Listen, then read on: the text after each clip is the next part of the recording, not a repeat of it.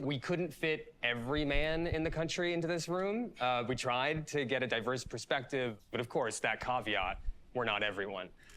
Bro, fuck diversity, bro. You don't always have to go with the diversity quota. It's getting cringe, bro. It looks forced. It looks like, I don't want to look racist, so I better hit this quota.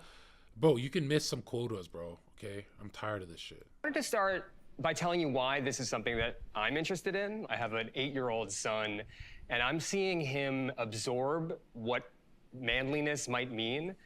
I'm thinking to myself, like, what does it mean to be a man?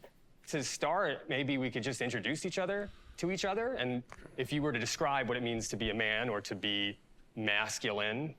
To be a man is to follow God, which is following the good and taking care of your tribe, because that's the ultimate good. That's why you have a career. That's why you do anything in life. It's for that end game. And really, it's like, why are we complicating it? Like, for thousands of years, we haven't complicated it. We have unique problems complicating it. We don't have the same problems. We have weird, unique problems. And it's like unique problems because this progressive ideology is unique. You know, like no one tried it for this long. Oh, I don't think they have. Wait, I'm lying. Oh my God, yeah. Holy, my name is whoa, Tom. whoa. That's weird to just realize. It's the most progressive. We're the most progressive we've ever been in our life. You know, this is not just a wheel going back and forth. Like, whoa. If that's not end times. Yikes.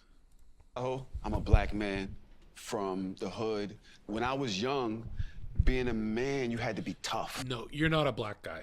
Sorry. Let me tell you something, okay? As a half black guy, I'll tell you what's a black man, okay? You're not a black guy. You're mixed. That's the truth. You're like me. You're mixed. You can identify.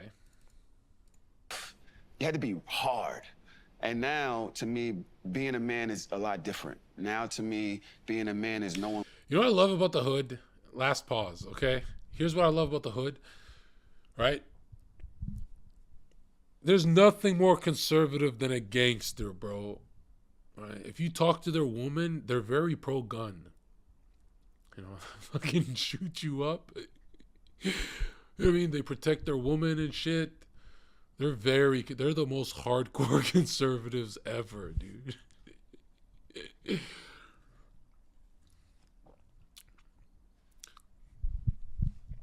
Yeah. Hold on. When to be soft. Knowing that you don't always have to run the charge. You can actually listen. You know what I mean? So things have changed a lot over the course of the years for me. I'm Griffin, and I don't identify as a man. I'm non-binary. I still have elements of, you know, my identity that are masculine, elements that are feminine, elements that don't fall within that range. Is the cross upside down really? Like that's equivalent to just going and burning down an LGBT flag. Like, come on, dude. How's that? Come on, dude.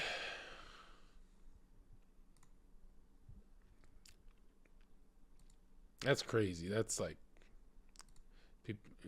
people don't like that.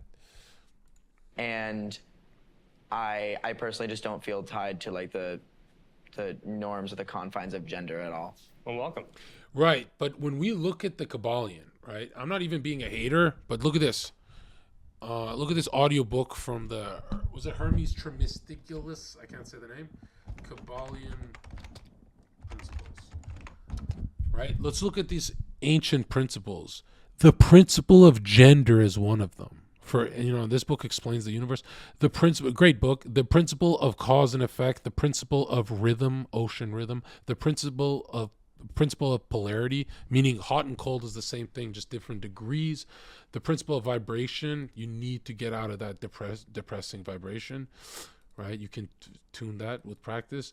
The principle of correspondence, but gender is like in everything, the solar and the lunar, the male and the female. So I'm like, bro, if these fucking geniuses who wrote about this shit wrote about gender. How is gender a social construct if it's in every part of reality? It's like, you know what I'm saying? Chat, do you know what I'm saying? Where it's like,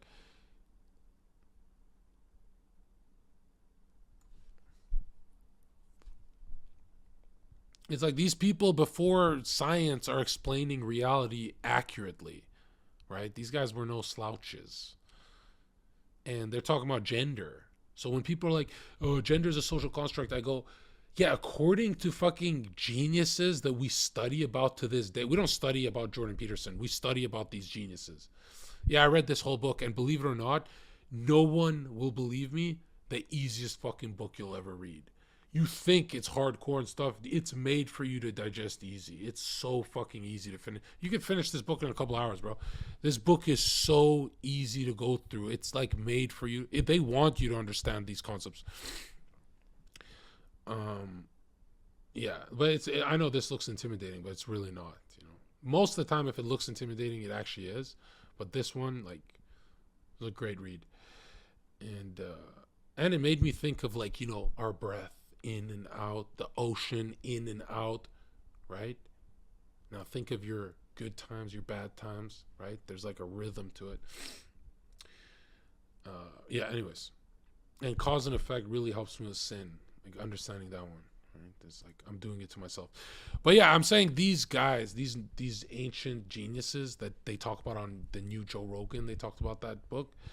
And I read it like a year ago, or 6 months ago. But yeah, it's weird to me when people are like, gender is not a thing. I'm like, actually, they've been talking about it for thousands of years. And they're talking about it in between two blades of grass. They're talking about it, sun and moon has a gender. They're talking about everything has a gender, right? Even if you chill with your best friend, one of you is masculine, one of you is feminine. Like, you split down like that. But what's crazy is everyone has both. Meaning that intuitive, creative side is your feminine energy. That can make you a shit ton of money. You know what I mean? Like, don't sleep on that. That marketing side.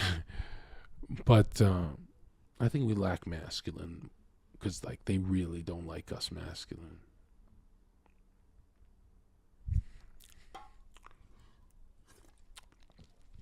Anyways. My name is Dylan, and I think that the notion of masculinity is just something that can be possessed by man or woman. Man, woman, non-gender conforming person. What it means to be masculine is just, like, you know, changing and, like, very fluid. But I think that, you know, masculinity is something that just, you know, like, you embody based off of just, like, how you show up in this world as a man, and just like, you know, how you go about being your day-to-day. How you show up. Interesting. Yes. What's up, guys? My name is Paul. I'm a fitness entrepreneur. He's fucking and it's a great way to stay in shape. It's like the Chad from Family Guy with the bike. I'm an immigrant. I came here when I was 4 years old with my family. It's kind of funny how we're talking about it. My take on masculinity is not about talking as much as doing. I think at its core, a man has to be efficient, competent, and be willing to do what it takes for themselves and their loved ones. I was not always a good man. I was not always what you would call a healthy masculine man. And so as my life has changed, I've identified 5 points that I think make a truly masculine man. Here we go. Masculine. Okay. I think point number 1 is a man who walks with God. Based. 2 is a man who stands on principle. Point number 3, Based. which is a masculine man, is self-sacrificing. So someone who is willing to sacrifice for point 4, the people that he leads. A true man is a leader. There's true based leader. Yeah. There's nothing more masculine than, like, think about when your dad, right? Like, anyone can just go to their dad, right? Like, chat, think of your father right now, right? Hearts in the chat. 2023, we're thinking about your daddy. But check this out. Anyone in this chat, right? Unless you don't have a father, then you're kind of a weirdo. Like, you don't have a dad. Fucking loser. Right? If you don't have a dad, like, what the fuck, bro? Where's your dad, chat? Imagine not having. All right, anyways. No, I'm not doing this. I'm kidding. I have a sick sense of. Anyways. I've done worse, bro. I've blasphemed for jokes. Like, I've done way worse. Don't hold me to that. I've done way worse than that. Check this out. Anyone's dad in this chat, if you go up to anyone's dad in this chat and you say, if a criminal entered the house with a machine gun, before you even finish the scenario, this is what dads do. They go, I sacrificed myself. Let him kill me. I sacrificed myself. Let him kill me. Every bullet, I sacrifice myself for you guys. You guys who treat me like shit. I just do it. And then you're like, wait, what the fuck? Bro, Dad, you've been saying this for like 20 years. Like, shut the fuck up, man. This is getting fucking old. Like, I want the Christ example of sacrifice, you know? I want to do it for once. Your dad won't let you do it. He needs that, you know? And so that's what he means by dad's, real men sacrifices. Like, every dad's wet dream is like, I choose to give everything for that's like every dad's wet dream for some reason, right? And I don't fuck with my dad because anytime he says stuff like that, I go, no, like, he didn't want you. The criminal wanted me. He shot me, and I ruined the scenario. And my dad goes, you know, he starts tripping. But yeah, to sacrifice is being a man. That's what it is, right? And yeah. Being a man is suffering in silence, so shut the fuck up and gift subs, bitch. And number 5, a masculine man is never a coward. That's a lot there. Yeah. Let's get into that as we go on. I think what it means to be a man is responsibility. As a man, it can come with a lot of power, and with great power comes great responsibility.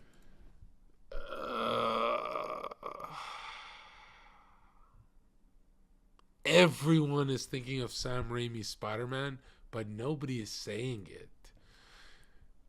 Nobody's saying it out loud, but everyone's thinking of, like, yeah, that was a good year, bro. 2001 was fucking sick.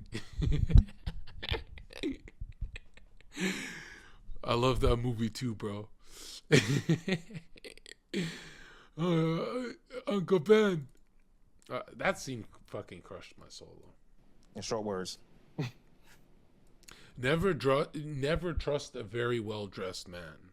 A well-dressed man is fine, but very, very well, like, that's a salesman. That's it. That's from Spider-Man, I think. Yeah, right? that's what's Uncle Ben. James. Well, my name is James Killen, former United States Marine turned Air Force officer.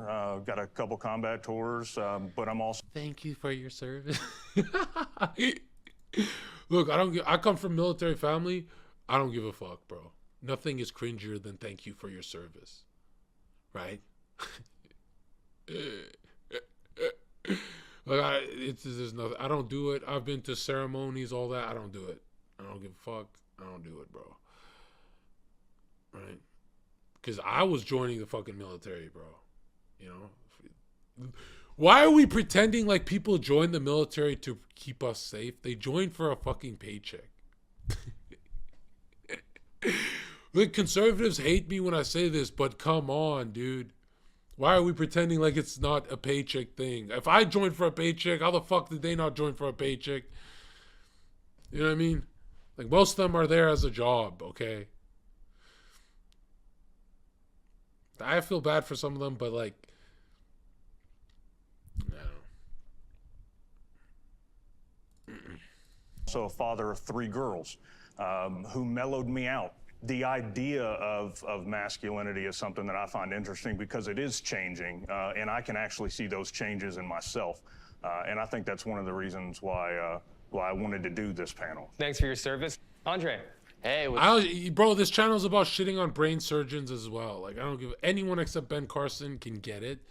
I don't really give a fuck, bro. what's up? It would be weird if I didn't come from a military home, but I can relate to you, bro. It's just I'm not sensitive like you. Yeah, men. I think This guy listens to Dumbfounded and Timothy De La Ghetto. my idea of a real man is, someone that gets the job done, and provides and all that. I don't even know what that means anymore, but yeah, I don't know. It's changing every day. How do you think it's changing? No, it just seems like everything's changing every day. It's like a new world order. You know, so Holy shit! I have a hard time keeping up with stuff, so I feel like tomorrow it's gonna be something else, and people are gonna comment and be like, "You're wrong. It's this now." It is hard to talk about some of this stuff because you feel like This guy's a perfect example of not that man. I like him, but not that manly, because a man is certain, right? And a man's not certain like he's correct. He's certain like he certainly knows what the fuck he has to do, right? He has a checklist. But anytime I see a guy who's not certain, like it's kind of like when I go out with a buddy and he goes, "Hey, let's get McDonald's." Actually, no, Burger King. Actually, no, Wendy's or McDonald's. Or I'm like, bro, you're a woman, bro. Just suck my cock already. You're clearly a woman, right? Like a man is certain. Like, pick your fucking poison already. And yeah, a man is certain. Like a man, even when they're wrong, they're certain they want to be wrong about something. you might say the wrong thing. I'm not really masculine myself, so I can't. I feel like I'm like the wrong person to ask. You know, Maybe the right person to ask. Christian. What it means to be a man is to Bro, be this is a goblin. a adult human What is this, bro? male. That's The fucking contacts. a very formal definition, but I think that might be a good place to kick off because there's a lot of talk, of writing, of research these days that says there's a crisis in masculinity. Is there a crisis in Bro, there's research that says if you put a plastic divider in the swimming pool, you're safer from COVID. And they're like, trust the science. You know what's scary about them repeating it? At some point, I started believing it. I'm like, man, you know, that plastic divider got to do something. It was like they kept repeating it for long enough. I was like, fuck, they're getting my ass too, man. And I'm like the flat earth retard. They're fucking, you repeat something long enough. Who said that? masculinity? And if so, like, what is that crisis? The thing that I see is a lot of deconstructing generational trauma.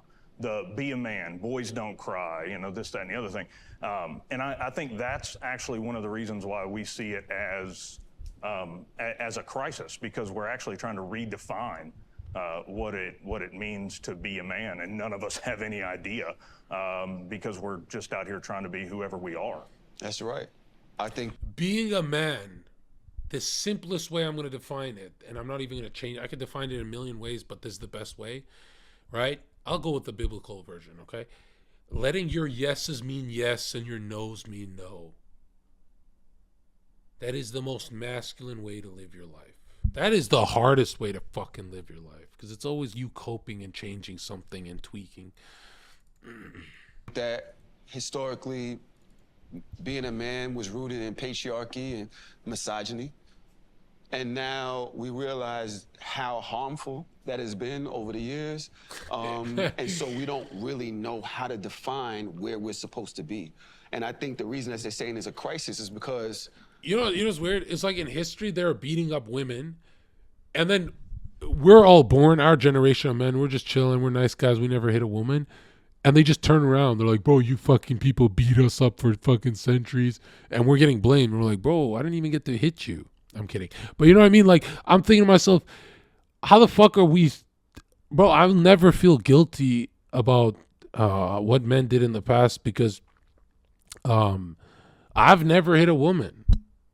And women can't even say that. Women hit women all the time. So I don't really give a fuck. I'm not ever going to feel the patriarchy and the shit they want to shove down my throat because I've done pretty good 28 years. Turn 29 soon, right? In February. And yeah, I don't need to feel guilty. I got enough things to feel guilty for. I'm not feeling guilty for fake news. Get the fuck out of here. Who's the straightest guy there? The guy that didn't show up. The guy that said, fuck this shit. The guy playing Mario Kart who never went. That's the most masculine. The box has gotten so small. Don't eat it. For just being, say, straight. Just being a hetero, right? Because if you do anything, women judge you. What do you mean anything? If I dance a certain way, or if I wear my hair a certain way, if I dress a certain way. You don't have hair! They go, real men don't do that. Real men don't do that. And so you get scared to move a certain way because you don't want to get judged or outed out of the accepted part of your community. Yeah, first of all, if you're a real man, you don't get to dance. There's nothing fucking less manly than dancing. Because what you're doing, here's what you're doing when you're dancing in public or a nightclub. You're signaling to all violent men in the bar that you're the weakest link. That if someone wants to get their girl wet, they can knock you the fuck out, 0 consequences. Now, there could be a weaker guy next to you who's just at the bar like this. And nobody's fucking with him. Because they're like, well, I'm just unsure. And there's nothing scarier than, the unknown. But if I'm fucking like having a great time and stuff, dude, you're getting scoped out and you're going to be someone's like, what's that called? Right? What's that called when it's like,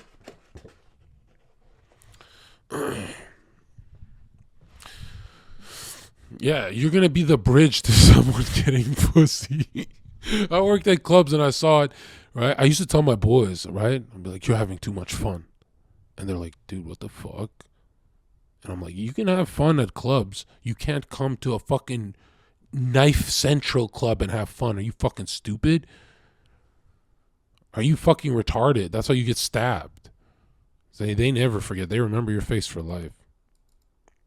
And I think that kind of has us in an uproar, and we don't know where to be. Like, where's the safe place to be for men now? You know what I mean? And Reddit. It's kind of disturbing. I was what you would call a toxic masculine male growing up. And I had good men that sewed into me, that gave me good advice. But I never found manhood or never understood my place as a man until one day I humbled myself and I gave my life to the Lord Jesus Christ. And I'm telling you right now, walking with God changed my life forever. Can you define toxic masculinity? Like, I would say toxic masculinity is like what he was just saying, where you're using that leadership role or that aggressive nature in a harmful way to harm other people. Toxic masculinity doesn't exist because the only toxic masculine guys in society are actually already behind bars. Like, you don't really got to worry about them. Okay? What you got to worry about is like femme boys who are like fucking rapists and drugging you and shit. That's what you got to worry about, not the fucking loud Chad. Every once in a while, there's like a loud Chad that's like a rapist, but it's so rare compared to those creepy. Who's that guy getting canceled right now? I'm not saying he's a rapist. He's like getting canceled for he admit to sexual. Like Channel 5 guy. Get your way. So the biblical structure for manhood is very humble. It's self-sacrifice. It's not self-motivated, but it is motivated by principle and standing on what's right. So there is a clear-cut vision for manhood in the Bible that I live by, and I think our culture used to live by, and I think our culture has lost its way. I think everybody sort of has a different definition of toxic masculinity. I don't find masculinity toxic in and of itself, but I do believe in bad men, and bad men exist. But does that mean every man is toxically masculine? No. When you're talking about a crisis on masculinity, I think that there's a lack of understanding there. So it's like masculinity, being masculine isn't toxic. It's just like there are portions of it that you can dive into that make it toxic. Because I think a lot of what we think of masculinity is tied into patriarchy, right? Which is to say, like, for the longest period of human history, like, men dominated women and got the lion's share of stuff. I think a lot of times some people make masculinity into a caricature, like it has to be this alpha bro tough guy. Exactly. And I find the low-key guy who, is a really great father and a great husband and maybe not like drinking raw eggs every day to be a lot more masculine than the alpha bro who's going and like banging 20 women per weekend and not a responsible man. I find it more masculine to be a good guy. I think the background of this is that we are saying that gender is this like real thing that has real ideas and implications. And Griffin, I'm wondering, as someone who identifies as non-binary, how does this conversation strike you? Well, I think that it kind of becomes like irrelevant whether or not we attribute like having like a good ethical compass to being like masculine. Attributing that to like the gender constructs which we have made up, which are like somewhat pointless, like kind of just feed into needless roles that uphold the patriarchy without even knowing it. A lot of those things are just things that people should be doing because they're like morally right. Like if you're in a family, you should probably support your family. And I really don't think that it has to do with like your manhood. These characteristics that we're talking about are baked into an old system of domestic life. I think that's actually where we get toxic masculinity. Like, none of us can really describe what it is, but we can see it when it happens. So we learn it, I'm right? human, yeah. This is something we learn from the world. It's something we learn from like TV and shit, and it's maybe something we learned from our dads too. Tell me about your dad. I'm a first-generation kid. My dad is from Guyana. Grew up in very humble beginnings, poor family. First time I remember my dad telling me he loved me was when I was 17. And he was like saying like he was proud of me because I was about to graduate high school and things like that, you know. I'm appreciative of all the other things, you know, being present as a provider, but in terms of like, you know, the conversation piece and like, oh, I want to talk to my dad about, you know, sex or something, or I want to talk to my dad about, oh, this person broke up with me and I'm feeling pretty sad about it. Who in this chat spoke to their dad about sex? It's kind of weird. It's kind of creepy, dude. What are you? Is your dad a pedophile? Is your dad a pedophile, chat? Your dad talking? If your dad talked to you about sex, your dad's literally a pedophile. He wants to fuck you. He wants to incestuously have sex with his son. That's you. If he spoke to you about sexual intercourse, that's your dad, chat. Not mine, yours. Your dad is a little pedo. And guys, let's get some gifted subs for this thing. What the fuck? This bitch got me fucked up, man. This bitch got me fucked up. What food are we ordering before it closes?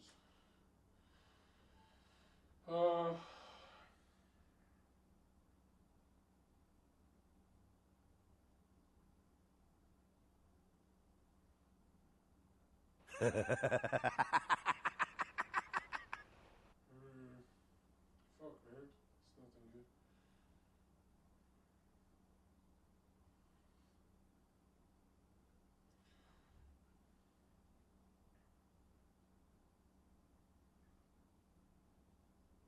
Okay, I'll get something quick.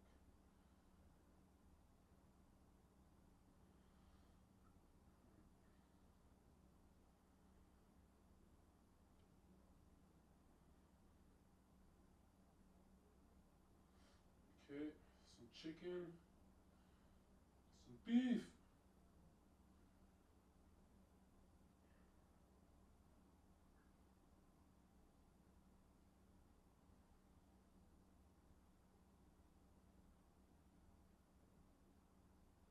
Okay.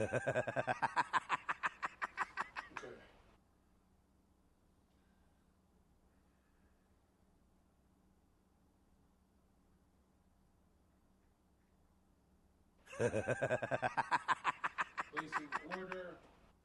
And okay. West, keep that up. Hey guys, if you don't give subs, you're gonna have a bad year this year. Let's get some good energy. One in the chat. And let's keep pushing. What did you want me to watch this? We'll watch some of this. And Slicker, and then what? There's some other stuff. Andrew Tate we have to go over. And there's one more thing. Golden Globes. Do that. I didn't have those conversations. So like emotional language as part of like how you talk to your dad. Yeah.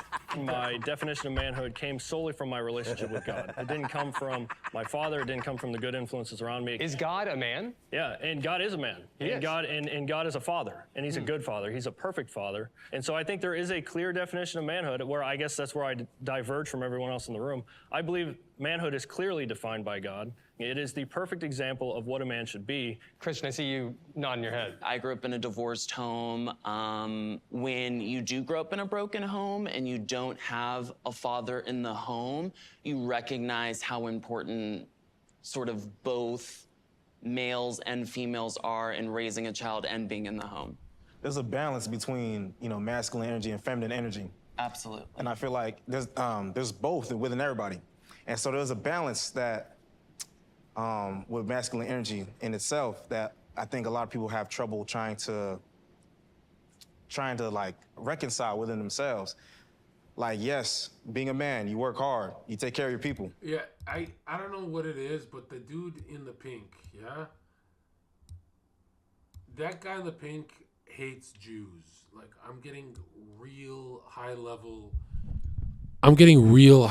hating Jewish people energy from this guy. I don't know if am I like, do I hear voices in my head, or do I see someone's face and I go, I know you have a problem with the Semitic.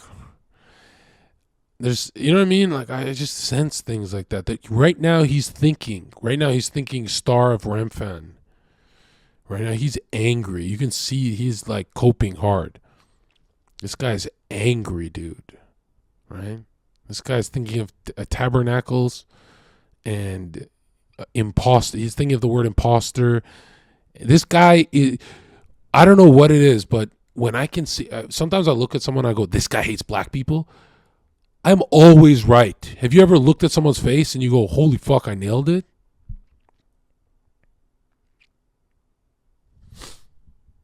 I'm always right about this stuff.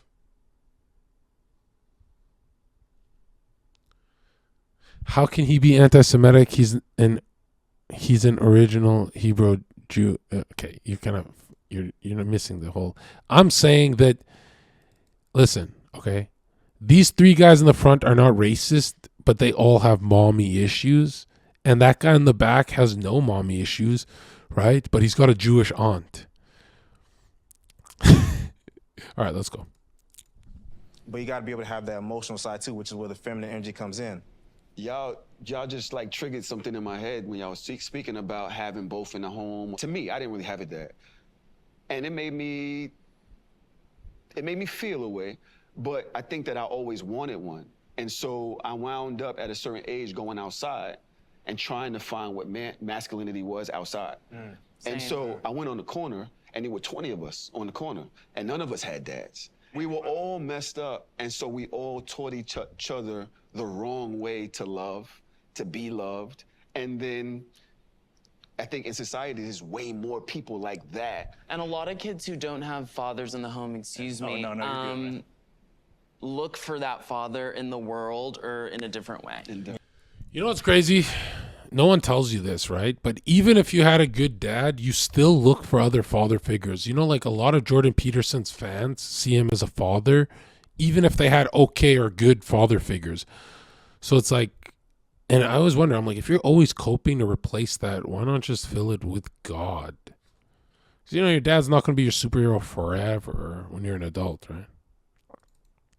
Well, first I think that like attributing like proper family values to like a heterosexual couple with children is like just not effective. Like I think that it's obviously like a heteronormative take to be like man and woman and then a child, and that's how you create like a good family. And whether it's like a single mother, single father, or like a queer couple, like I don't think that it's necessary to like attribute men and women to like certain roles in the household. I think that it's only due to nurture those gender norms that we follow. Male and female matters. God gives you one of those identities, you take on that role. And now you're responsible for not or for fulfilling that role. There's a masculine crisis because men are not taking responsibilities for the God-given roles that they have in society. And so when you take away the need to say, God made you this or God made you this, now you don't have to take responsibility for not fulfilling what you were called to do. When you do that, you also take away other things that somebody else may do. If I have a woman or a partner that wants to take on certain roles and I say, hey, those are my roles that God gave me in society, now I'm suppressing that person. Like at the end of the day, we're all human beings. You define who you are and how you. Okay, this is just a lie. No woman is ever going to take your roles. Imagine your girlfriend turn around, hey, I'm going to take your masculine roles, John. Okay, yeah, sure. What the fuck are you talking about? The problem is not her taking on my roles. That's not the fucking problem. When the fuck has a woman ever taken on, hey, John, just stay home. I'm going to earn the money. I'm going to do everything. Just take care of the fucking kitchen and shit. Oh, yeah, sure. Yeah, that's what we're worried about, right? That's what I'm terrified. I'm terrified one day a woman will turn around and take all my responsibility from me. That just happens all the time. You know, women just can't stop stealing responsibility from men, right? Like, I can't tell you how many times I see bricklayers, garbage men, people who build bridges, and they're interrupted by a woman. And the woman goes, I want to do that. Yeah, stop doing that shit. It's my turn. And you're just like, oh, fuck. These are the people taking our jobs. Like, this is just not another one. And you're like, hey, honey, I'm home. I lost my job to another woman. You know, she wanted to do some masculine shit. It's like a sci-fi movie I'm describing. Like, when the fuck has that ever happened? You behave under God. That's what God gave us, free will. But also, like, I think that the religious beliefs should not be used to, like, dictate how other people identify or how other people live their lives. Humans need predictability, and when we put each other in these boxes, it gives us the opportunity to make decisions quickly. And I think that's what we're fighting as a civilization at the moment, is the desire to put 7.5 billion people in specific boxes. So wait, 7.5 billion people in specific boxes? Huh.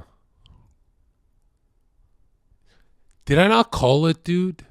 Didn't I, when this guy, before he even started talking, didn't I call this shit? He's like leaking. This is Freudian. He's leaking right now. I call, every time I sense an anti-Semite, I just nailed it. so that we can have some No, but doesn't he look very racist? Like his eyes just, rah! Doesn't he look very evil, or am I being mean? sort of predictability or stability in our lives. I was an emotionally abusive young man in my 20s because I had an idea of what my wife should do, and it caused a lot of stress. Why were you the way you were? You know, I had a lot of anger. I had a lot of pent-up rage. I had, you know, some combat stress that I had to deal with also that I wasn't dealing with because men don't show emotion. There is a social construct. Hey, that guy's seen some shit, bro. That guy's having Vietnam flashbacks. I call it every single time, right? Like, that guy's thinking this Asian guy is Vietnamese, right? That guy has PTSD. That's not someone you want to be around, okay? This is a terrifying place. Imagine you're sitting in front of that guy. Like, does he have a wire? Is he... This fucking chokes you to death. You know, anytime someone talks to me about their combat stress and all that, I go, oh, fuck, this guy's going to kill everyone here.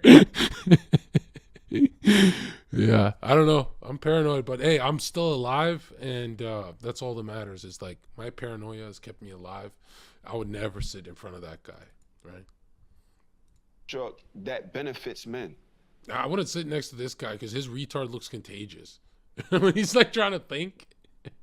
And so the responsibility that I've learned as I've gotten older is learning how to not enforce my power. Learning over women, over people. You're saying that that role gives men more privilege, like an advantage and privilege. I'm saying that it is more self-sacrificing. I do not have free time. I do not have hobbies. I do not wake up during the day and do what I want to do, ever. I'm thinking about my wife, my kids, my business. But that's your decision, and that's not like a mandatory thing of your masculinity. Well, if you believe that God is true, I don't. And you believe that He is God, then you do have that responsibility. What privilege are you referring to? Like, what privileges do men have? We've constructed this entire society to benefit us. Break it down. Holy shit. Exactly. You leave men in a room long enough and everyone turns into a sexist. You leave men in a room for longer than 20 minutes and it starts to get very 1939, bro. You know, you got black guys wearing swastikas and shit. Like, it's something weird that happens when men are in a room together. Like, everyone's like, whoa, are we doing masculine? Who's the most fucking dominant on earth? Actually, if I pick a villain, I'm even more masculine. And then, you know what I mean? This is how it starts, right? This is why you need to, they didn't hit the diversity quota. They needed some women here, right? Like, we talk about the wage gap, or if you look at Roe versus Wade, men controlling women's bodies. Even if there might might be those privileges, there's also more men who commit suicide, more men incarcerated. I think when you talk about like incarceration rates, I feel like here's a message I want to send to women is like, don't you get tired of opening your legs? And I don't mean that in like a mean way. I mean it like, it can't be that easy to get you pregnant, bro. There's no way it's that fucking easy where it's like, oh, another abortion. You know, if I'm the lazy guy, right? I'm lazy. I don't even want, I always want to fuck until like the girl will be like, okay, John, come fuck me. Like, okay, you know, I'm tapping out, whatever, I'm going to bed. But I'm glad that it's up in the air and we thought about it for a few seconds. And I'm thinking like, don't they get tired of like getting fucked?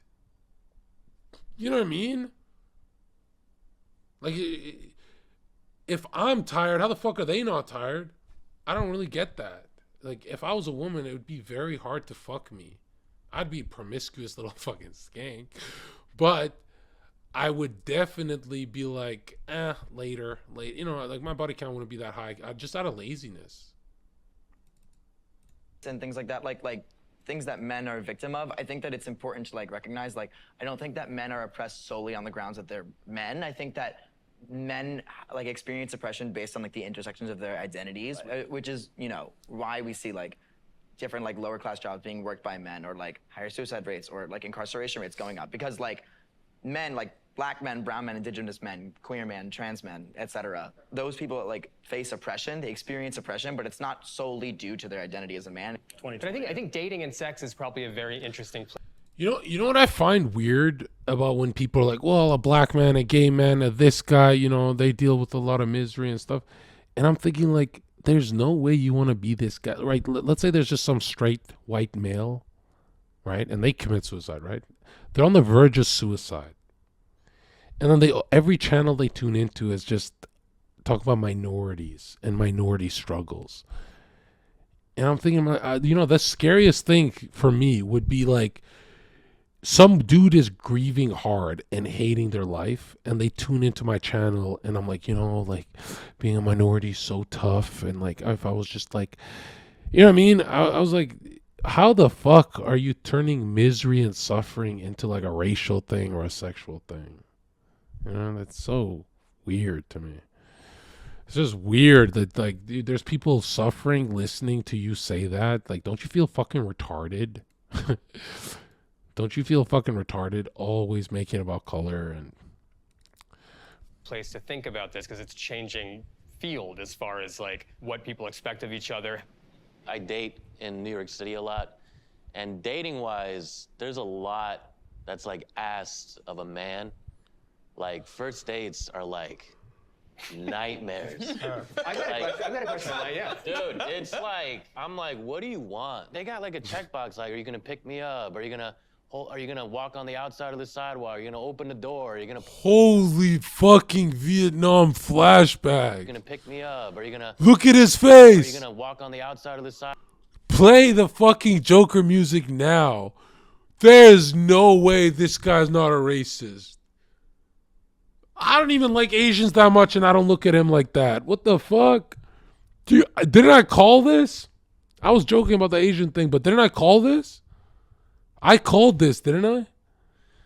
It's fucking heated, bro. There's something there. And there's some sadness too. Like he got some like Vietnamese lady pregnant in Vietnam, and he's also sad about missing out on his hybrid child. You know what I mean? This is not just anger. There's something else here. Like the face says everything. I called it, bro. I don't sit next to this guy. This is the scariest thing is when the white guy starts suffering.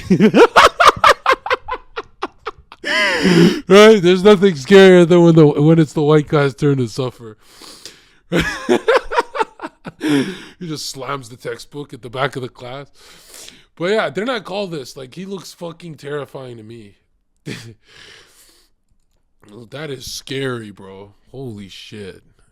They got like That's a checkbox, like, PTSD. are you gonna pick me up? Are you gonna walk on the outside of the sidewalk? Are you gonna open the Look, door? this guy's... I know what he's thinking. Like, are you gonna pick me up? Look, he's literally thinking, so our New York white women go with you, sir? Are you gonna Are you gonna walk on the outside of the sign? There's no way this guy's not pissed as fuck. Like, he's even frowning. Like he's like he's an emoji. Bro, this guy should be an emote from this shit. Holy fuck. Remind me to upload this VOD. This one's... What is this called? Is this Vice? Jeez. Sidewalk. You're gonna open the door. You're gonna pull out the seat. You're gonna snapping out pay of for the MK meal, Ultra. You're gonna be interesting during the dinner. Are you gonna be funny during the dinner? And then when you walk home, are you gonna drop me off? Are you gonna watch me walk inside? And then are you gonna text me after? And it's like trying to defuse a bomb. Like, if you think you're like red wire, blue wire, and you're like one little thing and you're just done. And it's like, I'm to the point where I'm like, I'm so tired of like paying $150 for a first date, and then you just ghost me. And the next week I'm like hurting for cash. I'm like, I could have really used that $150. Like, why did I have to? You know what I'm saying? Like, the trade-off of like going on a date and as the man being like, oh, this sucks, I have to pay, or as the woman being like, oh, this sucks, I might get murdered, is like a pretty big, you know. Okay, thank you for that. Guys, there's really no point in spending that much money on a first date, because let's say you get what you want. The way women operate is that it's always going to be $150 minimum after that. So if you're starting at that baseline, I'm telling you, dude, you're not going to feel okay lowering it the next date, because the next date has to be good and better, and you know, you guys are building momentum and shit. So if you pay $150 the first date, you just, bro, just leave. Don't pay, just leave. It's not worth it. Okay? The pussy has to come free. Right? The pussy has to come free. And honestly, there's nothing, you know, we say get your money up, get all that up, but really the highest level is Riz. You know, I hate that word, but dude, there's some people in New York who just got out of fucking prison who fuck every hot bitch and don't have a job, and they play Mario Kart all day.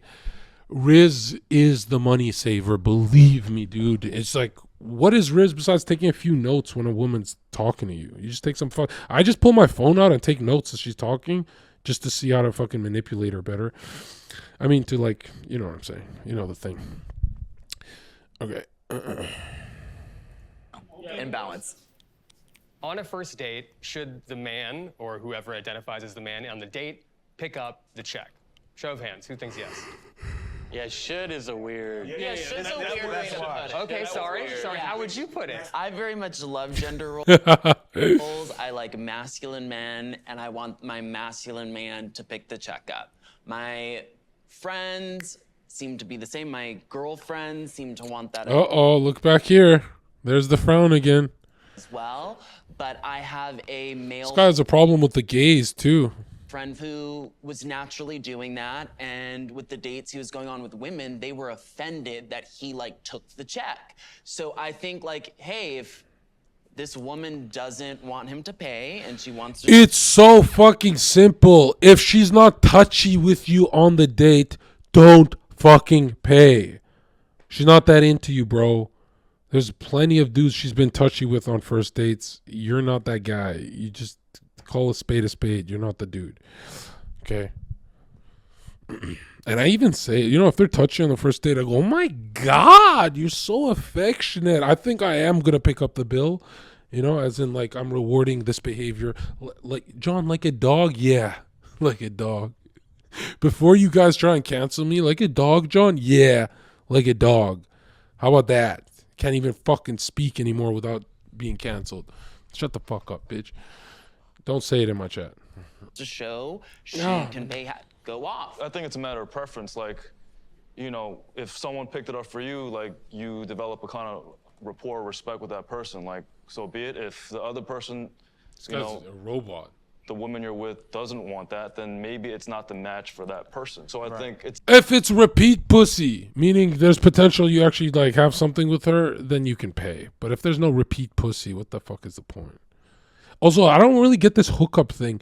If you farm a lot of hookups, you're not actually farming confidence because you're kind of reminding yourself she's never texting you back. So you're like, oh, is my dick that bad? You know, you're kind of farming everything you don't want. It's like hookups ain't it, dude. I say it's not a hookup unless you smash her 10 times, right? If you're gonna be a DGen, she better be yours. Like she better belong to you. It's dependent on the situation. I think that there's such a thing Almost as there. financial abuse. And men seem a lot of time because they spend that a woman has to be under them or owes them something. I think that's when you get toxic. Me personally, I love to take care of my partner. I love that feeling that I give them that they're taken care of when they're with me. And that's when it's with friends, anybody. If you're with me, I got you. Like, I guess what I'm hearing from you, Andre, is that there's like a lot of pressure to inhabit the masculine side of the social expectation, and yet you might not get the benefit that you would have expected generations ago. And that puts you... Here's the weird thing. How can you be on a first date if you're not talking about getting some pussy with her? How are you on a first... Bro, at the bar, I'm like, yo, we're going... Let's say I'm at the bar. I go, oh, okay, we get some lobster dinner and stuff like that. And then I get some, huh? And she looks at me like this. No, John, you don't. I go, yeah, but when? And I don't care if it's awkward, bro. Like, I need to know what the fuck am I paying for, you know? Are we going to date or are we going to be friends for a few weeks and then date? Like, you better... See, dude, let me tell you, I don't look like this to be waiting a few weeks. Like, I got options, bro. Yeah, and then you pay $7.50 on Wagyu. You in a weird position. Yeah, well, we live in a city where there's 8 million people, and Jeez. you know, a lot Is of that these true? girls, especially if you're really attractive, guys are hitting on them all day. So they feel like celebrities. You got so many options. I don't blame you. I'd be the same way. It becomes like always somebody better. I think technology has a big... You know what people don't understand is like, yeah, the women feel like celebrities, but they still, and I'm telling you, even the most confident ones cry themselves to sleep. I know a lot of women, all shapes and sizes and colors and whatever. My dude, there's this loneliness, right? There's this loneliness women are at in their life right now that if you kind of fit this long-term partner thing in their head that they'll never tell you they want, but they do, it's like game over, dude. She belongs to you. She's like following you for life. And it's like, dude, stop believing them when they say a lot of like single girl shit. My dude, no girl wants to be single after 20 years old. Ever. Why do you think there's no women philosophers? Because philosophy requires an organ between your ears. I'm a sexist. Cancel me. I don't know, bro. Like, the fuck. I'm not a scientist, bro. I'm not a philosopher. But most importantly, I'm not a woman. Actually, you know what? I can't be sexist because I identify as a woman. I identify as a woman. So guess what? I identify as inferior to men.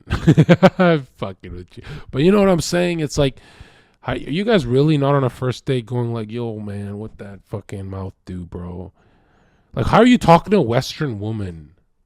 You know what I mean? Like, how do you not know if you're getting some? It's a Western woman. Like, this is what a Western woman does to tell you she's horny. She just starts twerking in public, right? Like a fucking animal, right? Some of these white bitches twerk to flirt. And I'm thinking of Canada. They come up and they twerk on me to like flirt. And I'm like, oh, wow, is this like a mating call? And like, how do you not know you're getting tail if you're in the West? You know, you're not in Colombia where you have to talk. It's a mating call, right? And it's like, if you're not getting pussy, why don't you just start talking about their father with them? Why don't you speed it up? I'm kidding. You know, I don't get it, dude. If you haven't talked about smashing on the first date, I don't know if you guys are that comfortable with each other. You know what I mean? Like, you guys are awkward, right? Like, you don't have to talk about smashing, but you can talk about sharing a bed. People do that all the time. All right. Big part to do with that now. Like modern times, like online dating, Instagram. Especially as a girl, you're gonna have 30 DMs a day. Yeah, the You know what I'm saying? DMs. Swiping up on your I picture. think that's a big reason why it can be tougher for some men. not successful. I think what he's saying is not saying there's a successful. toxicity to femininity as well. There is a toxic side to both genders. Well, I on think, the I think flip anybody side- can be narcissistic, but I think that it's like weird to randomly attribute that to like women in New York because they're being complimented all day. There's a term it's called absolute power corrupts absolutely. So, but that is when we're talking about masculinity. That's what we've had. We've typically had that. We can do whatever we want, and we do it because we squeeze, we corrupt, we take. Historically, you take over things, places that you don't like, and you rape the women, and you take the gold, and you. Hey man, you shouldn't be laughing saying that, dude. And you do what you want because you have that. Look, all men are in their fucking rape posture. How are none of them calling it out? Like, yo, chill the fuck out, bro. You're literally on Vice. Like, they're gonna fucking ruin all of us, not just you. You can't talk like that. And someone's gotta, right? Like, if I was there, I'd be like, I'm not going down with this fucking retard. What are you talking about, bro? I'm not going down with this fucking retard. Everyone's just chilling there thinking like, hey, we're in this together. No, I don't know what the fuck this guy's talking about. Power. Now, when we see women have that power, we're like, whoa, she's literally just getting a taste of the power that men have had for centuries. But on the flip side of this Yeah, but who is giving women this sexual liberation taste of power? It's men in suits that said strip and make an OnlyFans for $5.99. Like a corporate male told them how to like destroy their life. And none of them look at you in the eye and say, this is the right way to live. They just say, I'm coping to pay bills. Like, no woman actually says, this is the right way to live and I'm going to be just fine. They just say, hey, it's money, bro. That's the argument. It's money, John. All right, I need money. Yeah, Andrew Tate's next.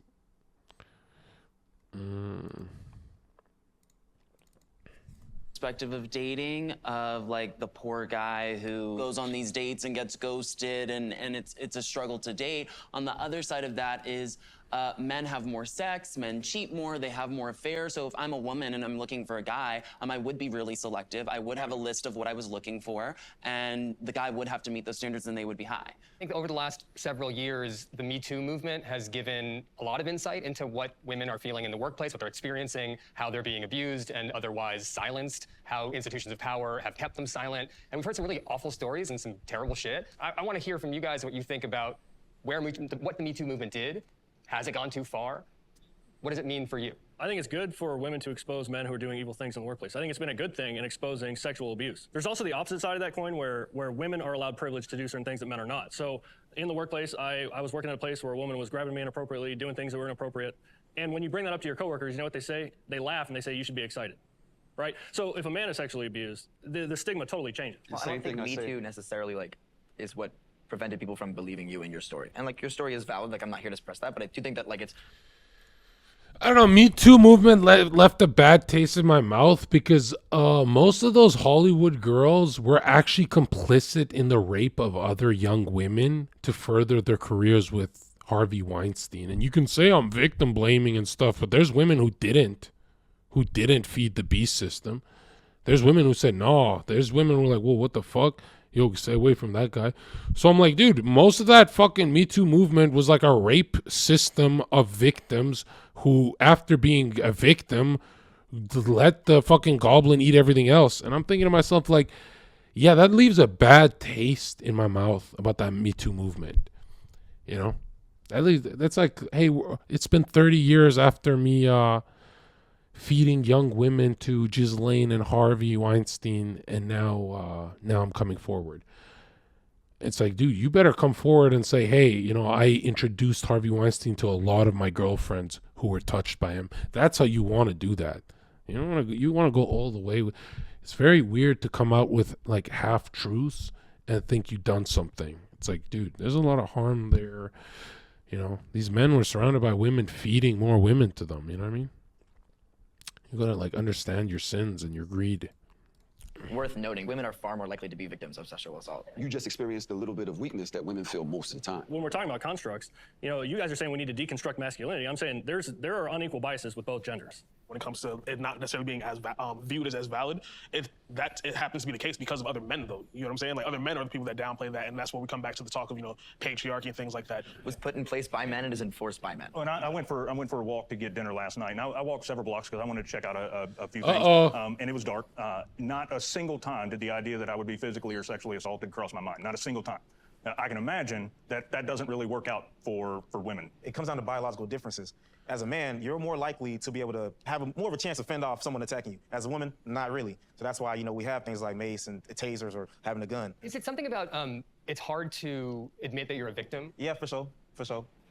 And to complain about it. People look at you like, remember Terry Crews? He didn't get his nuts squeezed and shit? Right. It's like, why didn't you do something? Why'd you let him? Look how the world ridiculed him. Oh, you ain't do nothing. Like, oh, you a bitch.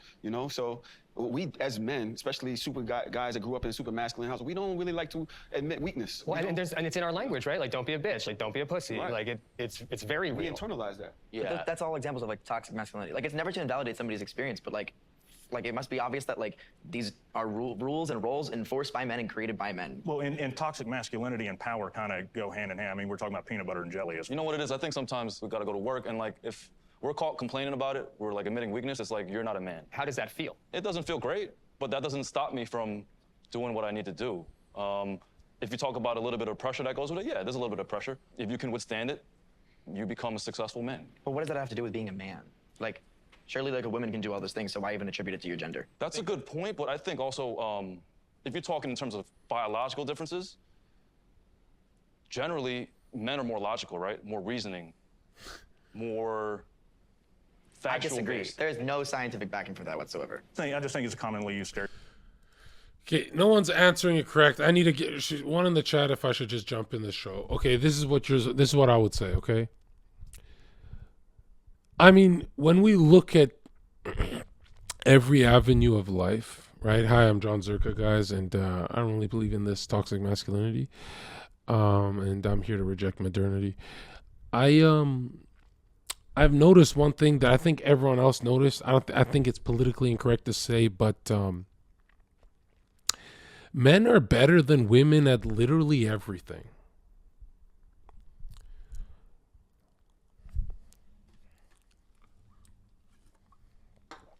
Even a male nurse can lift more.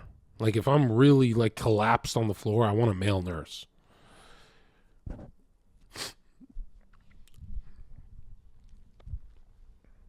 Even teaching, if the guy puts his brain to it, he goes Play-Doh mode, And I really want to be on shows like this to see how my opinion does with these guys' faces, right?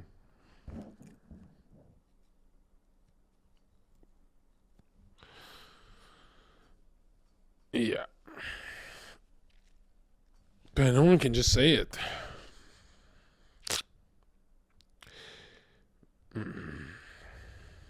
Oh, here it is. He's thinking of Frogman. So maybe talking about, okay, you guys can say that. I think more about me. Like, I'm more of like a logical... that guy, he's having non-flashbacks. But what's funny is he's actually less radical than we thought. ...based guy. Like, I have emotions, but, I don't let that deter me from what I need to do, like my reasoning. Do you talk with people about your emotions a lot? I mean, I have friends. I have close guy friends I can talk to. You do? Yeah. There's an interesting thing came out where like guys these days have fewer than 3 friends. Like it's hard for men to make friends with each other. I think that's a big problem now in modern times because you hear about the suicide. If you got more than 3 friends as a man, are you a fucking Teletubby? Like how did? Bro, I have 2 friends in my life and one of them is my brother. Like how the fuck are people doing this? It's just weird to me. Rates going up. I think that's a big reason for it. Men aren't allowed to talk about it with safe people. So if you talk about masculinity crisis, that's a crisis right there. I think that men find friends very easily in terms of like, oh, yo, you lift 240, I lift 242, let's like spot each other like basketball or whatever. But I think that we have superficial relationships in those friendships, in which like it's very like surface level, like coming back to what you're talking about. We don't talk about feelings and things like that. That comes back to how, you're brought up and how like boys are taught in certain ways, how we go about talking to each other and how we go about expressing ourselves. How much of this is men putting ourselves in a little box. I can tell you, I wouldn't have shared my emotions with people when I was younger, but I have people in my life now who I feel completely comfortable sharing. Here's how important masculinity is that if I was there and I said, yo, guys, what the fuck is everyone talking about? Men are literally better at everything, right? They're literally better than women in everything. Immediately, that raises the bar of honesty, where everyone tries to compete with the correct take, where then the rest of the questions stop sounding watered down. And everyone, first of all, they're rattled when they hear it, but it really raises the bar. And you just got to be that villain sometimes, you know, in the room. You just got to raise the bar of honesty in the room. There's be more goodness, more truth. And no one wants to do it here. They're all being cowards. My insecurities, my vulnerabilities, you know, how I'm feeling, that ends up being one of the reasons why men end up with limited friends. Because, I mean, how many people can you actually feel like you can be open and honest with? But there's something holding people back. Yeah, and I think it's us. I think we're doing it because we're putting ourselves in this masculinity box, if you will. I think that vulnerability for men oftentimes is viewed as surrender, and like that is you know what I mean, that's an example of weakness in which like someone can possibly take advantage of it, or it used to be viewed as such, you know, where it's like, all right, cool, like he cried, oh, that means he's soft, so now I can challenge him. And this is something that I really struggle with. As a black man that grew up in the hood, you couldn't be soft. You couldn't come outside. You know what I'm saying? So you had to take on this persona in order to be a quote unquote man. As I got older, I realized I still had to do that with women. I had to be a certain way for them to look at me as a man. And if I didn't perform in that manner, they also called me. See, something nobody talks about is a lot of times you do everything right and then you're wondering like, well, what the fuck is up with this chick? And dude, a lot of these women you guys are going to meet are broken souls. So if you're, John, I don't know if I was like red pill enough. I don't know if I was blue pill. I don't know. Bro, sometimes you're, what these guys don't like, the greatest question you can ask yourself is she healthy? You know, is she broken? Because if she's broken, she's going to make you question how you live your life. You'd be like, I wonder if I should change and stuff. And it's like, dude, some broken people are gaslighting you into thinking you're living life the wrong way. But you ask yourself if she's broken, dude. Like, and you know, most of the time they, unfortunately, me a bitch. Yeah, they want a a real bitch. like right. So it's like, hey, yo, as bitch. progressive as I may want to be, is the world accepting of that as a whole? Because even if the other men don't like it, but the women like it, I might be like, I don't care what the guys think, as long as the women like it. But there are spaces where the women will be like, look at him, he wants a finger in his butt. Sorry. No, let's talk about fingers like in the butt. you know what I'm saying? Like that's not my type of guy. He's not my type of guy, and I can't be open with sex or accepting having gay friends. Bro, this guy gets a finger up his ass. Holy Freudian slip. It's part of, you know. That's what you like? But I can't, right. You can't be open about certain things because then you become questionable and you're pushed out of the safe space. You know, sex is a difficult thing for men to talk about, even with. No, it's not, bro. Sex is not difficult to talk about. Don't have orgies. It's weird. Don't have weird fetishes. It's weird. Hit it from the back. That's it. That's like real men. That's all they do. They hit it from the back. Sometimes 5 minutes, sometimes longer, sometimes a long time. But that's it. There's no positions. It's not an art form. It's not really about anything. Really, if you want her to come, you talk to her, bro, because they're more mental. If she needs you to lick her toes to come, she's going to need a lot more than that very soon. That's retarded. Don't go down that rabbit hole. That's stupid. And yeah, just like never hit it in any other position. And people ask me like, I wonder if you walk the walk. Well, actually, someone leaked that I hit it doggy for a year only. Someone leaked that. I've never tried anything else. And yeah, like I don't just. Would it be funny if I didn't walk the walk? You know what I mean? It wouldn't be that funny.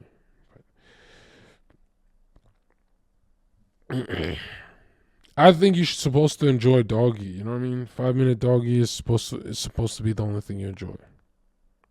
Yeah, I said on my first day on Twitch, but like, someone leaked why they thought I was a psychopath is because I only hit it in one position for like almost a year. And really, it's like, I'm a straight male, okay? Like, what am I supposed to do? Am I supposed to suck toes? You know what I mean? Like, it's rare you meet a straight male. That's why you're coping. And of course they miss me because I'm just such a cutie pie. And then they DM and I'm like, I thought you didn't like this doggy shit. Why are you DMing me this shit? And then I realized, you know what? They don't even know what the fuck they want. They want what I want. And I want some 5-minute doggy one in the chat. If you're having this weird 10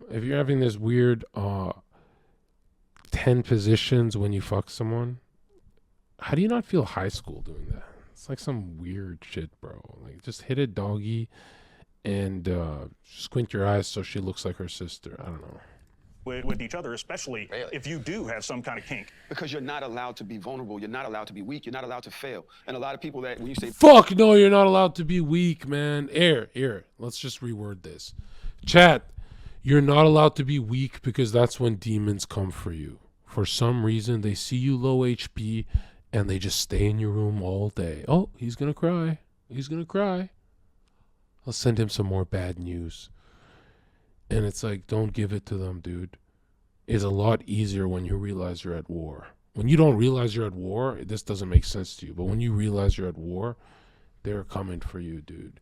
And stop thinking they're not in my room. They're in everyone's room right now. Fuck off me! And they're not allowed to touch me like that. They're not allowed to tap my shoulder like that and ask for, what the fuck is it trying to ask me? I don't know it. I don't know anything about these demons. I don't look them in the eye. They're not allowed to touch me. They're not allowed to ask me shit. You ain't asking me shit, bitch. And if I'm really horny, I'll fuck one of these things. That's when they leave the room, right? What you gotta realize is weakness arouses evil.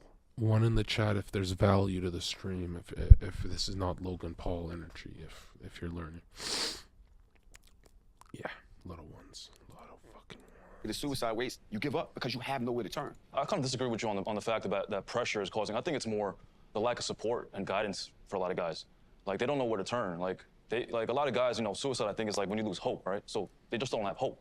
What about not wanting to go get it? Because there's places to be, there's people to go. You can go to church. I mean, you can go to therapy. As There's much as places you to say go. that, but I don't feel like, when you say guys don't want to express weakness, I think taking that step is hard for a lot of men. Listen. If you're sad, go to church, then go to your therapist, then tell your therapist shut the fuck up, and then call the Discord boys to play California kickball and just knock it out of the park. One in the chat for mental health, bro. Best mental health in the game is this fucking chat. We killing it. Expresses weakness. It's hard for a lot of guys. You know what's interesting? That what I'm hearing is that as men, you also are. This guy behaves like how I want a woman to behave, right? Like, it's turning me on. Like, if a woman just spoke and talked like this. Victimized by the sexist expectations of masculinity. It also makes it hard for men to love themselves and love themselves enough to understand that they're in trouble, and I know that's something that happened in my life. It was before I did finally go to therapy and get the demons out that I needed to get out. It took me meeting a woman who actually made me want to love myself. You found a woman who gave you peace and changed you a lot. Well, that woman leaves you, you're now a school shooter. Listen, chat. If another soul completes you, you're in trouble. You are in so much fucking trouble. You see influencers go through breakups and they don't go live for like weeks at a time and stuff. They can't go live the same day they break up. It's because they're half souls. They're not full souls. They're like, I need someone to complete me. Dude. They need you. You don't need them. Matter of fact, is there anything more dangerous than dating when you're not like complete? That's a terrifying place to be. You know what I mean? Be complete, and I don't know, or else they're gonna make you wear a pink shirt. great if a man is dating a woman and she doesn't like that he's not masculine enough, it's kind of like, to me, I feel like too bad for him. He should go find someone else. That's part of the dating scene. Everyone has things that they like and things that they don't like. I feel like your preference is your preference, but at like some point, I think it's like noteworthy and responsible to like understand where those preferences or like originate. Not necessarily. I think our life experiences form what we really want in our dating life. And because I grew up in a broken home and I didn't have a man in the house, I want a man who gives me security and protection. I don't think me deconstructing masculine is gonna do that for me. I was missing that in my childhood, and that's what I want in a man. I tend to diverge from like the Freudian daddy issue stuff when it comes to like what Congratulations, people like. I'm so happy for you. I want a man who gives me security. Thank you. I think Freud. if I'm with a woman, and the bad dates I've had is when I'm. Whoa. Whoa. Wow, wow. What was that? This one's ecstasy versus myth. What the fuck? Yeah, they're arguing over their impersonation. Like, talking about my problems, I'm complaining about something, I'm not gonna see that woman. If I'm projecting more strength, I'm more charismatic, I'm positive, I'm probably gonna see that woman. So I think as much as like, guys, you know, you want guys to be vulnerable, that doesn't work a lot of times. And I think it just comes down to that. That's what I'm saying. That's what it is. Like, That's what I'm saying. And it sounds like a lot of you are saying that's wrong. Yeah, and it's like, I'm not saying it's wrong. I think it is what it is. I just think that society teaches you. You're never allowed to be vulnerable around her, even when you're coming. When you're having an orgasm, you put your hand over her face like this. Just fucking, just put your hand over her face, and she'll be like, oh my God, I'm fucking coming. And your hand will be over her face. She'll be nutting, and you just fucking hide her from your vulnerable moment, right? And then, because a lot of women, when they see a man orgasm, they go, now's my chance. And that's when they can, that's it. It's over. Your soul's gone. And then you sit there like this. Maybe I don't want to go to work. I wonder what she's doing right now, bro. I wonder what she's doing. She's getting fucked! One in the chat, if there's value in this stream. One. You have to be a certain way. and that's really wrap it up. That's my issue, because if this is who you are, your character, right, it just blossoms into this person that loves to pay for dates, loves to open doors, and loves to walk in the house, then that's fine. But when society tells you that from a young boy, that's the only way to be as a man. This is the only way to be. And you think about things like, say, people on the down low that don't want to come out till later because they're scared of societal pressures, right? You should be able to be whoever you want without society telling you you have to be this way in order to fit in this box. Pressure is on, like, the body. Like, pressure is to be buff, to, like, look good. There is a certain pressure, I guess you can call it, for guys to look a certain way, especially if they're trying to attract women. So I think it comes down to just men who look a certain way tend to look more competent. I'm not gonna lie, dude. I spent my whole life average. When I became an attractive male and noticed, I just spent the whole fucking first year rejecting women so they could know how I felt, like some vengeance shit, right? I was like, actually, you've got a pimple. It's like right here. You gotta like work on your, like, I don't have a skincare routine, but clearly you need one. Yeah, you're actually kind of fat. You're getting a little fat. And I spent the first year just straight up vengeance mode because I'm like, oh, I get to be a woman now. They did this to me when I was a fucking schmuck, and now I get to do it to them. But here's why that's cruel. Because it doesn't really hurt you as much as it hurts them, you know? If you attack a woman's beauty, you know, like a lot of people think if she attacks you for being ugly, it's the same if you attack her. No, it's very different. It's very satanic when you do it, actually. That double standard. It's so satanic. Don't do that, bro. They'll, right? Very few guys will kill themselves for being called ugly, you know? But a lot of women would do it. Being called ugly by someone they, like, respect and stuff. It's so bad. And what I want you guys to avoid is, like, I spent a lot of my life thinking,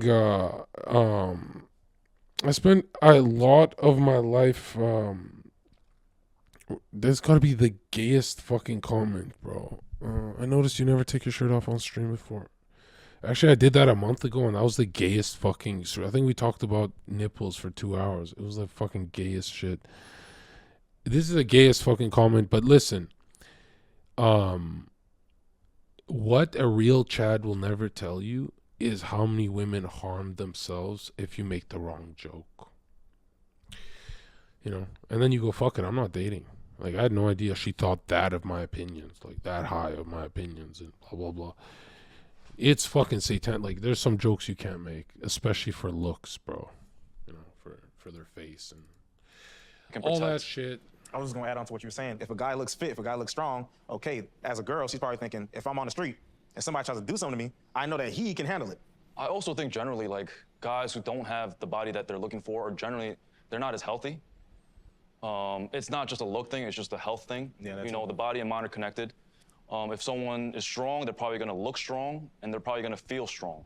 So I think when you say it's a pressure, I think it can be construed as a healthy pressure. Hey, get strong, be strong, because you're gonna be a healthier and more mentally fit individual. For example, I was a gymnast, and I think, you know, the training that I did not only trained my body, but it winded up training my mind and making me a stronger human, period. As the skinniest person here, Pretty skinny. you skinny? All right, as the second skinniest person here. No, it's like, I don't know. It's like, yeah, you do. I've had a bunch of girls. Okay, here's what this group needs. Okay, someone just needs to enter with sexist and racist jokes. Like, someone got to get this party started. Because, like, if you're in a group filled with men and there's no masculine energy, and look, man, I know my sponsors don't like when I say this, but the only people who get offended by dark comedy are women, and women poking their men to be offended. Men behind closed doors are very, very into dark comedy. I don't think there is a different type of comedy when you're just surrounded by men. One woman walks in and everyone holds their power level back 1,000-fold.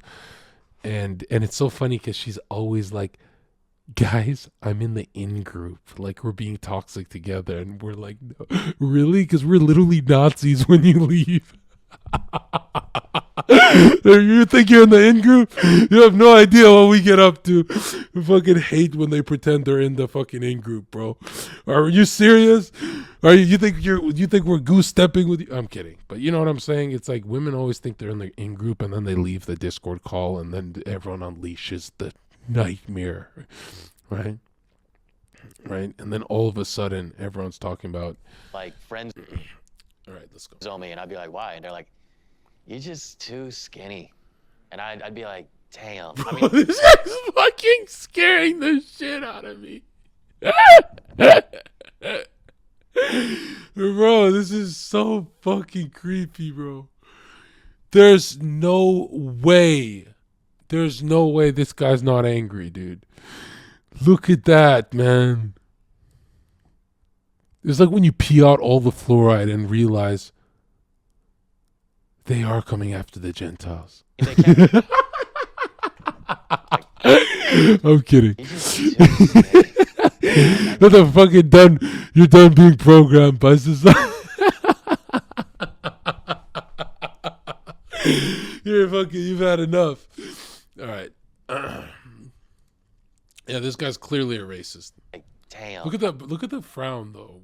How did no one call this out? I mean, they kept it so real, I can't. That's, yeah, But I'm kind of like- him to say that, yeah. Is saying that there is a good and natural connection between, like, feeling good, healthy habits, looking good, and that there's a masculine ideal to that of some sort. Sure. Does anyone disagree with that here? I do. Body diversity exists across like multiple spectrums, and I think that it's unfair to like only attribute like mental fortitude and like mental strength to like physical strength. Not having like a perfectly in shape body doesn't necessarily mean you're unhealthy by any means, and I also don't think it necessarily means that you like lack mental fortitude. I don't think I'm saying that to look strong is the only way to be mentally strong. I think as long as you feel like you have a competent physical body, I think that's going to benefit your mental health. How do you define Here, something no one will tell you is like the fittest guy, Wake Wilder, who like women love him and stuff. He's still not fought over by girls on my podcast. The girls only fought over and DM'd the most this guy named Haas. And that's when I realized there's something about our politics that like it makes women really wet, because it's not like Haas is a better looking guy and more fit and blah blah blah than Wake, but there's something about our politics where it's like, and I used to say this all the time. I'm like, look, if you want a woman, adopt Zherka politics. Some guys in chat really don't like my politics. They just use it to get pussy, and it's satanic. But you know, at least you guys admit it in chat, and. yeah, if you ever just want to get laid, you just start dropping some more right wing takes on her. I mean, who in chat has done that and it worked? I know a lot of people like don't want to admit it that they use that, but yeah, it's like overpowered, right? I thought it was just me because I was the first one on Twitch to do it, and I didn't even know it would work. I'm like, yeah, I'm gonna have to win girls over with my charm and shit, but no, it works. So, you know, sometimes I'm not even funny. Sometimes they're just like, and what's funny is I'm not gonna take them to a farm and marry them, right? These bitches are delusional. So it's like they're kind of it's Zherka, the conservative guy, and that. What are you fucking talking about, bro? I'm totally lying. I'm living the least conservative life ever. I'm on Twitch, bitch. What the fuck? I'm literally on Twitch, you know. But they fall for it. Yeah.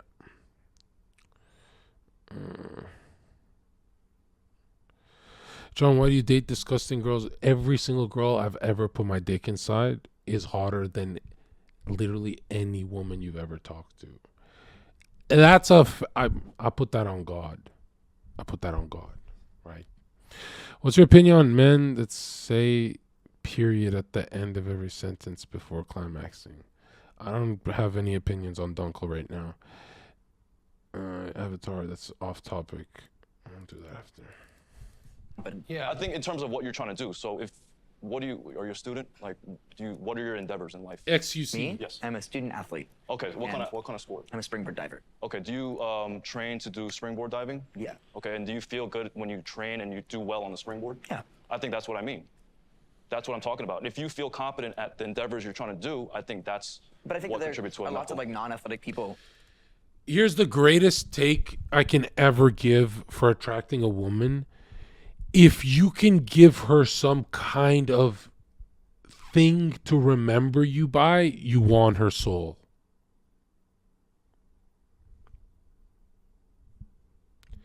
So if she goes, oh, that's that fucking Trump supporter with the mustache who like yells a lot, boom, I can fuck her. Oh, that's that fucking guy who if she can kind of categorize you into some kind of character, right? Then she starts building lore. Like, I wonder what he's like at home and blah, blah, blah, blah. But, man, if you're forgettable, right? So, a lot of times they'd be like, oh, John's that fucking flat earther guy who never shuts the fuck up about Trump. Every girl wants to date him. But if they say, what about Tom? She goes, Tom is that, well, he didn't really leave anything impressionable, right? And so sometimes you literally just got to open with Hitler on the first date, right? Nice to Hitler. Or something just to fucking shock her out of the Matrix. Or nice to meet you, Hitler. Drop the fucking NPC breaking word.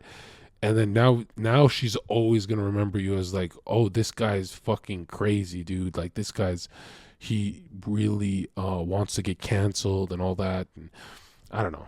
I'm kidding.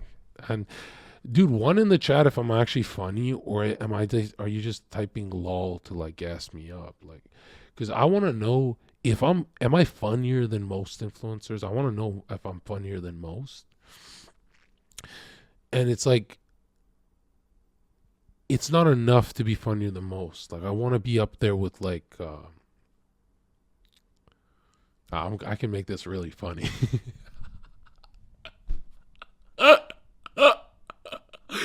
I'm not going to, because we got a stream to run. I want to be up there with up there. I'm trying to say I want to be up there with Dave Chappelle. You know what I mean? Is that pushing it? Who may not be in like the same physical shape as like an athlete would be, Right. who are competent in what they're trying to do because that like action has nothing to do with Holy gay hating stare. Look at this guy. shape as like an Look at this guy. athlete would be. Look at Pink. Look at Pink, bro. This guy's ready to sacrifice to Moloch, bro. Who are competent in what they're trying to do because that like action has nothing to do with like their Look, the cowboy guy is your disappointed dad, and then the fucking pink shirt guy is your extremely racist drunk uncle.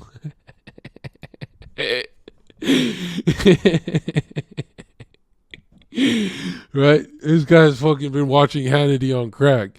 would be, who are competent in what they're trying to do, because that like action has nothing to do with like their like. So that's where I disagree with you. That's where I disagree with you. I think some people who don't realize the potential for their physical to blend into your mental is something that needs to be talked about. I think it's undervalued. It's not that you have to work out to have a competent mind. It's that working out does help with competency. We already know when you work out, endorphins are released, people feel better. There's so many times I wake up, I don't want to go to the gym. It's going to be the worst day ever. I'm in a bad mood. I go, my endorphins are released. I'm great. I'm woken up. Like we have the Kill me, bro. In a video. Science for that. So especially I think it plays very little. We've had presidents in wheelchairs that were very confident, successful men who couldn't walk. And so I'm going to say that it doesn't define you as a man. There's always But is there societal pressure to be in shape for men? I don't. I don't like when I'm having sex, my stomach like is over her butt or whatever. Like I want to eat less, me. But Paul can nobody's change like, yo, that. you're fat. We've spent all this time like deconstructing masculinity and all these things, but then it seems That's why you hit a doggy, right? Because when you hit a doggy, you just realize only she's fat. I'm fucking killing it, bro. First stream in Austin. I'm fucking killing this shit. Woo! I'm fucking murdering this set. Shit. So if a woman or someone dating says, hey, I want a swole guy, suddenly it's like, sorry, I don't think that's a societal pressure. That's what that woman wants and she's entitled to have. But I also, you know, I have body type. Yeah, I agree with preferences. that. Like I'm not gonna say what it is, but there's certain girls where I'll go on and I'm like, you don't really have what I'm looking. I don't say that because that's the dick, but in my head, I'm just like, this isn't gonna work. So I it's think one that's thing to have a fair. preference and another thing to make like a sweeping like conclusion and then like broadcast it everywhere. No, people are entitled to date their preference. Because when you look at statistics, they say that, what is it, like 70% of CEOs are over the size 6'4", for example. So there is amongst men a pressure to be bigger, and bigger men tend to be in charge. And that's proven, statistically proven. And so there is a pressure for men who are naturally smaller, naturally overweight, naturally not as fit, to become fit or to become bigger. Well, and every one of us here have heard little man syndrome. We've all, who hasn't heard that saying? He's got Napoleon syndrome. He's got little man syndrome. That's the thing, though.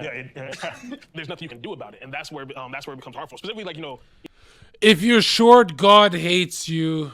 Okay? Sorry for ruining your day. If you're short, God hates you.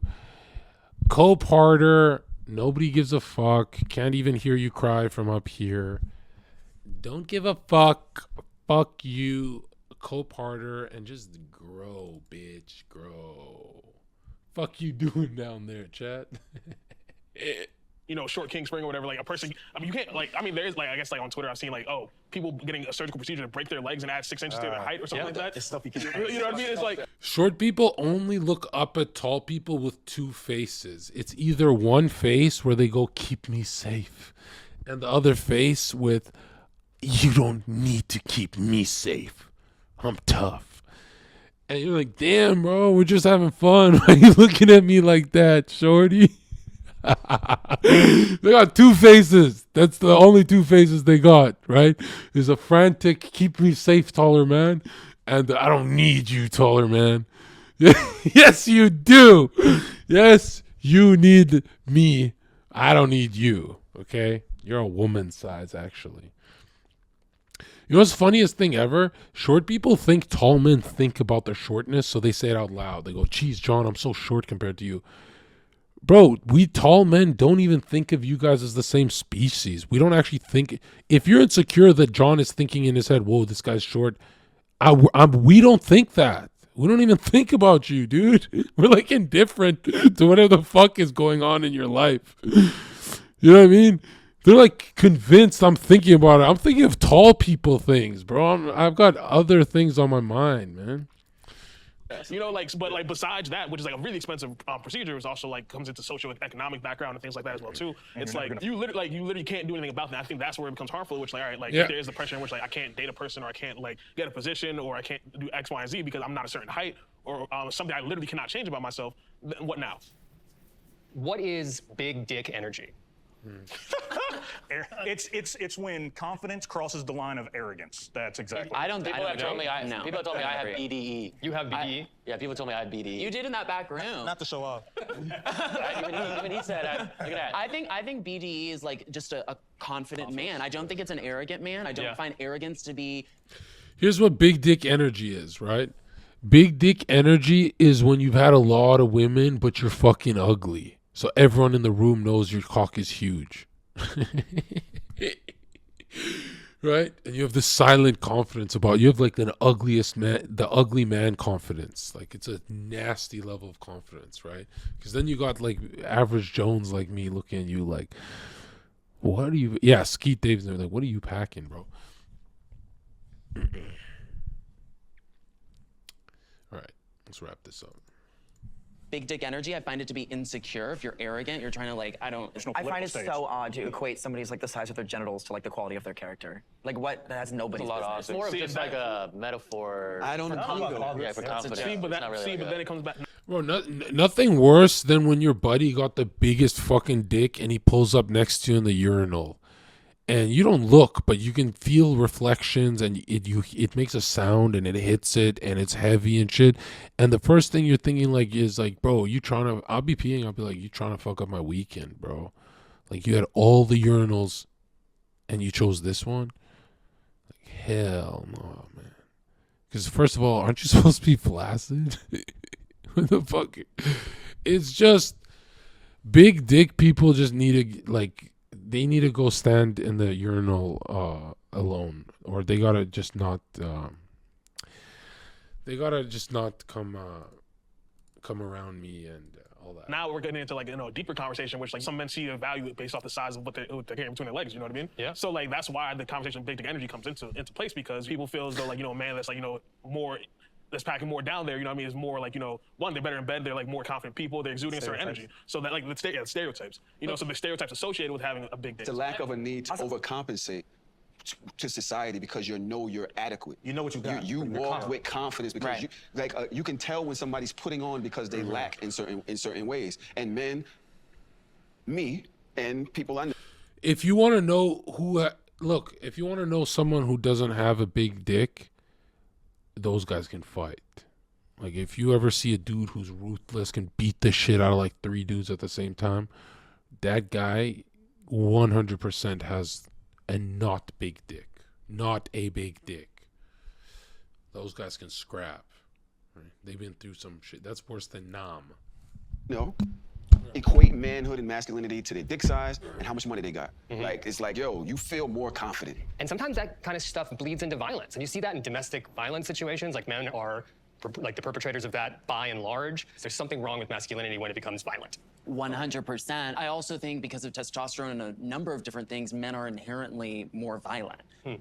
But being able to control it, that's Yeah, that's we should important. teach It's being able to self-control. control That's where it. the responsibility comes in. Yeah. I think you hear the whole saying like it's better to be a warrior in a garden than a gardener in a war, and I think there's a lot of wisdom behind that saying. Oh, George Orwell said people sleep peaceably in their beds at night because rough men stand ready to do violence on their behalf. I think that's a big thing, but the key is to be ready, to have the ability, and also the humility and the confidence to not use it unless it's absolutely necessary. I don't think we teach boys that enough because I think promoting violence is extremely toxic. Is there something inherently violent about masculinity? Inherently violent? I don't think so. No? I don't think so. If a majority of men were bad, evil, violent, a lot of us would not be sitting here today. Okay, we'd still be in the Stone Age. You know what I mean? That's why I kind of push back against that idea that inherently men are violent, inherently masculinity is bad, is violent, because I don't believe that that's true. Why do you think that such a vast majority of mass shootings are done by men? I think that's a mental health issue. I think that, and this is why we're talking about men in crisis. Yeah, because men are more willing to do what they have to, to not do what they have to do, but to take action in terms of that. And that's why we're talking about this, men in crisis. A lot of those mass shooters are males, because a lot of males, they don't know how to have an outlet or to find outlets to talk about what their issues are. That's what it comes down to. We know that these mass shooters, most of them are white males. We know that. So when I talk to a lot of white males that have traditional values, say, or maybe a traditional upbringing, they feel like they've been made to be the villains of society. And so I feel that pressure a lot of times. I feel like, hey, like when we're having this conversation, even I hear words like patriarchy, traditional society, right? So I feel like I'm being put in a box and made to be the villain. And I hear this from a lot of white males. I feel like I'm the bad guy. I feel like I'm the villain. So maybe it's some... The Joker movie is about a white dude. The Jacqueline one. That's why they attacked it so hard. Critics went after it so hard. But the Joker movie is about a straight white male.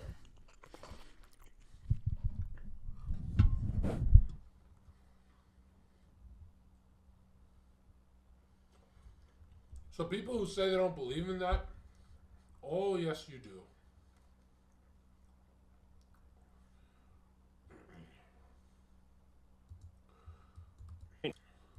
Mentally, they're breaking and becoming that villain. They're becoming that monster that they've been made out to be. Be the exception. If you're worried about being put into a box that is one that is like clearly harmful based on like what people are doing, then don't do that. Mass shooters is like obviously like a sensitive topic, but a lot of them are like men with like little to no friends who like go out and in like a burst of rage commit like atrocities. And I don't think that it has to do with how they're hardwired as men. I think that it has to do with how society like treats people like that. I agree with you on the point that men need support and they need someone to talk to and talk about these issues. I don't think that men have been taught emotional intelligence throughout life, right? We know, so we respond with anger. All right, if I'm disappointed, if I feel resentment, or I feel contempt, or I feel embarrassment, or I feel jealous, or any of these things that fall under that one thing, we respond with one way. And if we learn how to communicate better, if we were able to say, yo, you know what? I resent that you spoke to me that way. Or, you know, I feel jealous, you know, of whatever. If it was okay for men to express those things, we wouldn't feel a need to just go, you know what? Fuck you.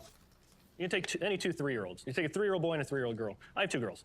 You know, their first instinct is to lie to me, to manipulate me, to say their sister said this when she didn't. I have a friend that has all boys. You know what they do? They throw a fire truck at your head. Bam. That's a natural response. That's not a learned behavior. They're top. That's totally a learned behavior. You give kids only like cars and gun and G.I. Joe action figures and give girls Barbie dolls. Like you. I don't think you can say it's one or the other. I think there is some interplay between both. Thank you guys for your honesty, your like willingness to go to uncomfortable places, willingness to debate one another. Yeah, I'm interested to see like what sticks with me like in days to come after our conversation, because I think so many. If anyone here was a real man, they'd start fucking fighting. Okay?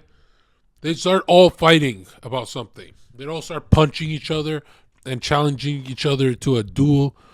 None of these guys are real men, okay? To be a real man is to find war everywhere, right? Like, I'll be at Walmart and I'll, like, find problems to, you know, find things to piss me off. Right? Like, why is everyone so ugly here? And then I walk by that kind of Walmart lighting mirror and I go, oh, fuck, I'm one of them.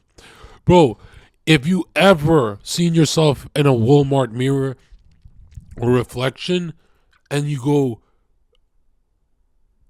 I'm going to kill myself and jump off a bridge if anyone ever sees this side of me. I don't know why they do that kind of lighting in a video game and all that, but wow, bro, that is. I used to work at Target, so I'm like, I remember those days.